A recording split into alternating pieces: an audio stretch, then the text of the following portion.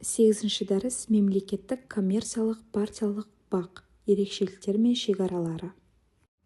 Бұқаралық ақпарат құралдары қоғамға ақпарат таратуда шешуші рөл атқарады. Олардың әрқайсының өзіндік мақсаты, құрылымы және аудиториямен жұмыс істеу тәсілдері бар. Мемлекеттік бақ мемлекеттің мүддесін қорғайды, ақпараттық саясатты жүзеге асырады. Коммерциялық бақ пайда табуға бағытталған, жарнама арқылы қаржыландырады. Саяси бақ белгілі бір саяси партияның идеологиясын насихаттайды. Мемлекеттік бақтың негізгі мақсаты қоғамды мемлекеттік саясат туралы хабардар ету, ұлттық мүдделерді қорғау және азаматтарды біріктіру. Мемлекеттік бағдарламаларды насихаттайды, әлеуметтік маңызы бар ақпараттарды таратады, кризистік жағдайларда халықты ақпараттандыруда маңызды рөл атқарады. Партиялық бақ белгілі бір саяси партияның көзқарастарының идеологиясын және бағдарламасын насихаттайды. Олар саяси пікірталастарға белсене қатысып, қоғамдық пікірді қалыптастыруға тырысады. Әртүрлі бақ түрлерінің басымдықтары мен кемшіліктері. Мемлекеттік бақ басымдығы тұрақтылық, халықты біріктіру, кемшілігі цензура қаупі, бір жақты ақпарат.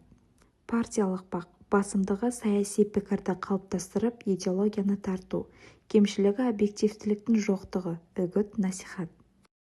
Коммерциялық бақ басымдығы тәуелсіздік, аудиторияға бейімделу, кемшілігі рейтингке ұмтылу, жеңіл контент. Бақ тәуелсіздігі демократиялық қоғамның негізгі тірегі, цензура ақпарат еркіндігіне жасалған кедергі.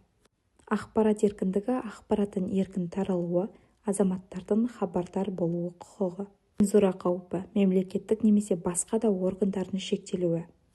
Этикалық нормалар журналистердің кәсіби этиканы сақтауы маңызды. Қазақстандағы бақ нарығы әртүрлі меншік нысандарымен және бағыттарымен ерекшеленеді. Соңғы жылдары цифрлық медианың дамуы байқалады. Мемлекеттік телеарналар мен газеттердің басымдығы, жарнамалық кірістерге тәуелді коммерциялық онлайн басылымдар.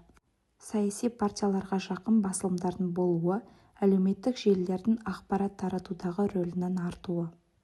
Журналистикадағы этика мен жауапкершілік ақпараттың дұрыстығы мен объективтілігін қамтамасыз ету үшін өте маңызды. Дәлдік пен объективтілік ақпаратты тексеру, түрлі көзқарастарды ұсыну. Мүдделер қақтығысы жеке мүдделердің ақпарат таратуға әсер етпеуін қадағалау. Құпиялық жеке өмірдің құпиялығын сақтау, зиян келтірмеу. Қоғам алдындағы жауапкершілік ақпаратты қоғамға тигізетін әсерін ескеру. Бақ қоғамның айнасы болып қала береді. Олар ақпараттық білім берушілік пен бақылаушылық функцияларын орындайды.